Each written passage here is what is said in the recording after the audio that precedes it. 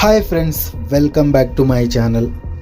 ಬೆಂಗಳೂರಿನ ರಾಮಮೂರ್ತಿ ನಗರದಂತಹ ಜನನಿಬಿಡ ಪ್ರದೇಶದಲ್ಲಿ ನಡೆದ 34 ವರ್ಷದ ಸಾಫ್ಟ್ವೇರ್ ಇಂಜಿನಿಯರ್ ಶರ್ಮಿಳಾ ಡಿಕೆ ಅವರ ಸಾವಿನ ಪ್ರಕರಣ ಇಡೀ ನಗರವನ್ನೇ ನಡುಗಿಸಿತ್ತು. ಆರಂಭದಲ್ಲಿ ಇದೊಂದು ಸಾಮಾನ್ಯ ಅಗ್ನಿ ಅವಘಡ ಅಥವಾ ಶಾರ್ಟ್ ಸರ್ಕ್ಯೂಟ್ನಿಂದ ಸಂಭವಿಸಿದ ಸಾವು ಎಂದು ಬಿಂಬಿತವಾಗಿತ್ತು.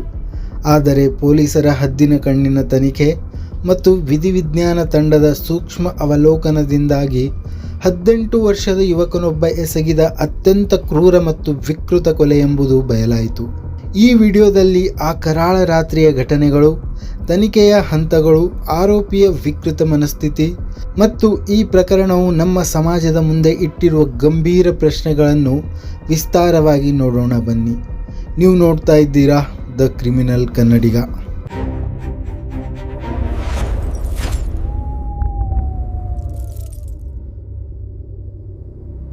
ಬೆಂಗಳೂರು ನಗರವು ಲಕ್ಷಾಂತರ IT ಉದ್ಯೋಗಿಗಳಿಗೆ ಆಶ್ರಯ ನೀಡಿದ ತಾಣ. ದಕ್ಷಿಣ ಕನ್ನಡದ ಮಂಗಳೂರು ಮೂಲದ ಶರ್ಮಿಳಾ ಕೂಡ ತಮ್ಮ ಉದ್ಯೋಗದ ಕಾರಣಕ್ಕಾಗಿ ಬೆಂಗಳೂರಿಗೆ ಬಂದು ನೆಲೆಸಿದ್ದರು.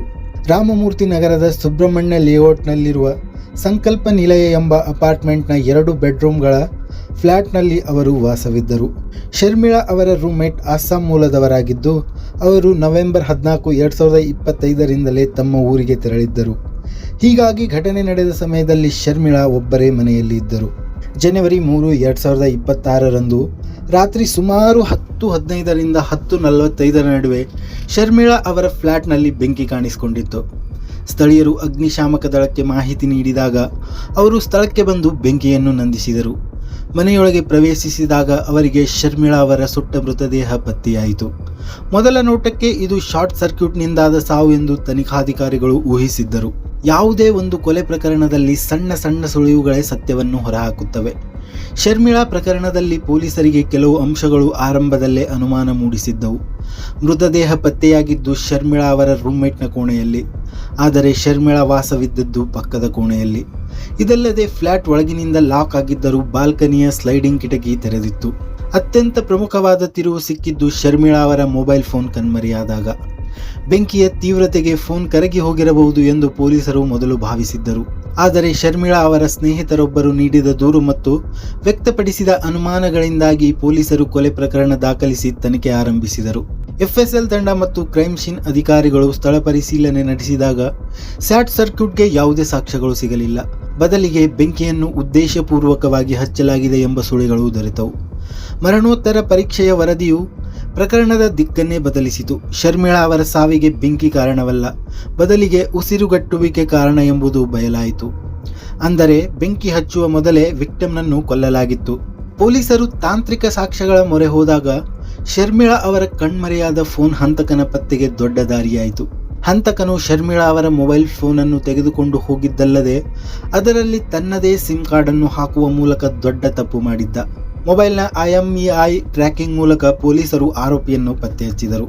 ಆತ ಶರ್ಮಿಳಾ ಅವರ ನೆರೆಮನೆಯಲ್ಲಿ ವಾಸವಿದ್ದ 18 ವರ್ಷದ ಕರ್ನಲ್ ಕುರೈ ಮೂಲತಃ ಕೊಡಗು ಜಿಲ್ಲೆಯ ವಿರಾಜಪೇಟೆಯವನು.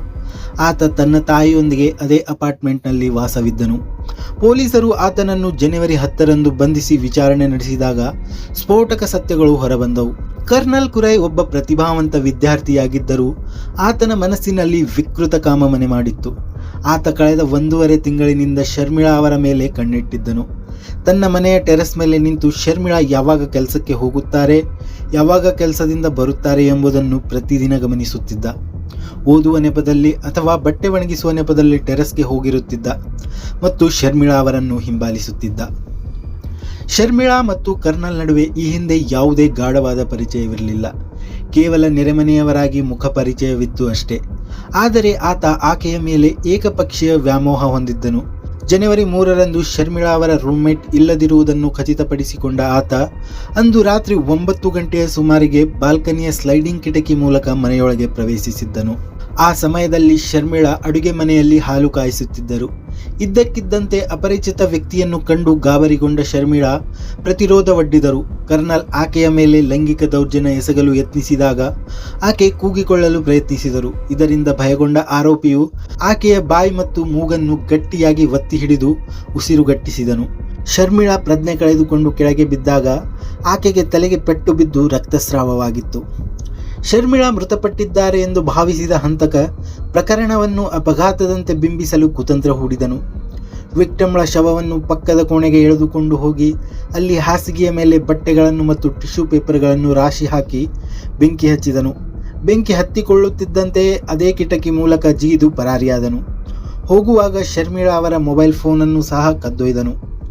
ಪ್ರಾಥಮಿಕ ತನಿಖೆಯಲ್ಲಿ ಹಾಲಿನ ಪಾತ್ರೆ ಉಕ್ಕಿ ಸ್ಟವ್ ಆರಿ ಹೋಗಿದ್ದರಿಂದ ಅನಿಲ ಸೋರಿಕೆಯಾಗಿ ಬೆಂಕಿ ಹತ್ತಿರಬಹುದು ಎಂಬ ಊಹೆಯೂ ಇತ್ತು. ಆದರೆ ಶವದ ಸ್ಥಿತಿ ಮತ್ತು ಕೋಣೆಯಲ್ಲಿ ಬೆಂಕಿ ಹತ್ತಿದ ಸ್ವರೂಪವು ಕೊಲೆಯ ಕಡೆಗೆ ಬೆರಳು ತೋರಿಸಿದವು. ಆರೋಪಿ ಎಷ್ಟೇ ಜಾಣತನದಿಂದ ಸಾಕ್ಷ್ಯ ನಾಶ ಮಾಡಲು ಪ್ರಯತ್ನಿಸಿದರೂ ಆತ ಕದ್ದ ಮೊಬೈಲ್ ಫೋನ್ ಆತನನ್ನು ಜೈಲಿಗೆ ಕಳಿಸುವಂತೆ ಮಾಡಿತು. ರಾಮಮೂರ್ತಿ ನಗರದ ಪೊಲೀಸರು ಆರೋಪಿ ಕರ್ನಲ್ ಕುರೈ ವಿರುದ್ಧ ಭಾರತೀಯ ನ್ಯಾಯ ಸಂಹಿತೆ ಅಡಿಯಲ್ಲಿ ಗಂಭೀರ ಪ್ರಕರಣಗಳನ್ನು ದಾಖಲಿಸಿದ್ದಾರೆ. ಈ ಹಿಂದೆ ಇದ್ದ ಭಾರತೀಯ ದಂಡ ಸಂಹಿತೆಯ ಬದಲಿಗೆ ಜಾರಿಗೆ ಬಂದಿರುವ ಹೊಸ ಕಾನೂನುಗಳ ಅಡಿಯಲ್ಲಿ ಪ್ರಕರಣ ದಾಖಲಾಗಿದೆ. ಆರೋಪಿಯನ್ನು ನ್ಯಾಯಾಲಯಕ್ಕೆ ಹಾಜರುಪಡಿಸಿ 3 ದಿನಗಳ ಕಾಲ ಪೊಲೀಸ್ ಕಸ್ಟಡಿಗೆ ಪಡೆಯಲಾಗಿತ್ತು. ವಿಚಾರಣೆ ವೇಳೆ ಆತ ಮೊದಲು ದೌರ್ಜನ್ಯದ ಆರೋಪವನ್ನು ತಳ್ಳಿ ಹಾಕಿದ್ದರೂ ನಂತರ ಪೊಲೀಸರ ಚುರುಕಿನ ವಿಚಾರಣೆಗೆ ತತ್ತರಿಸಿ ಎಲ್ಲವನ್ನೂ ಒಪ್ಪಿಕೊಂಡಿದ್ದಾನೆ. ಈ ಪ್ರಕರಣ ಕೇವಲ ಒಂದು ಕ್ರೈಮ್ ಸ್ಟೋರಿ ಅಲ್ಲ, ಇದು ಇಂದಿನ ನಗರ ಸಮಾಜದ ಕರಾಳ ವಾಸ್ತವಕ್ಕೆ ಕನ್ನಡಿ ಹಿಡಿಯುತ್ತದೆ.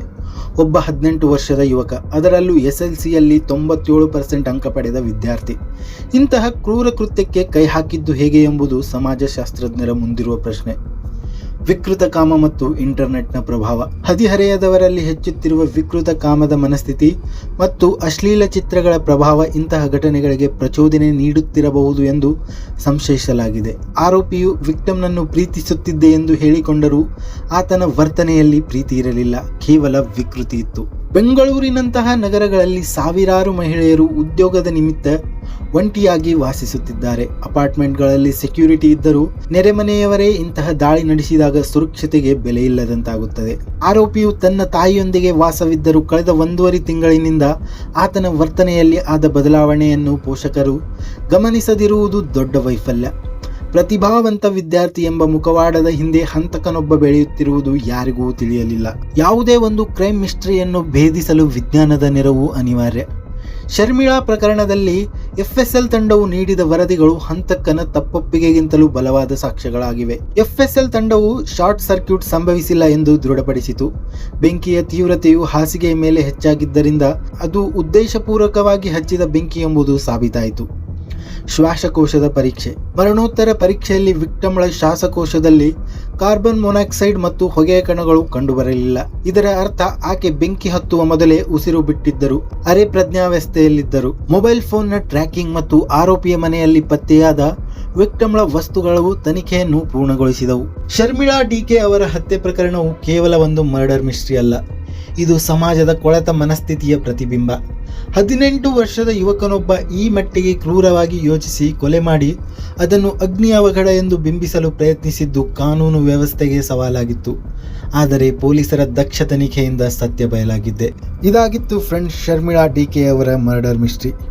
ಈ ವಿಡಿಯೋದ ಬಗ್ಗೆ ನಿಮ್ಮ ಅಭಿಪ್ರಾಯವೇನು ಕಾಮೆಂಟ್ ಮಾಡಿ, ಲೈಕ್ ಮಾಡಿ, ಶೇರ್ ಮಾಡಿ ಮತ್ತು ಚಾನಲನ್ನು ಸಬ್ಸ್ಕ್ರೈಬ್ ಮಾಡಿ. ಧನ್ಯವಾದಗಳು. ಸುರಕ್ಷಿತವಾಗಿರಿ.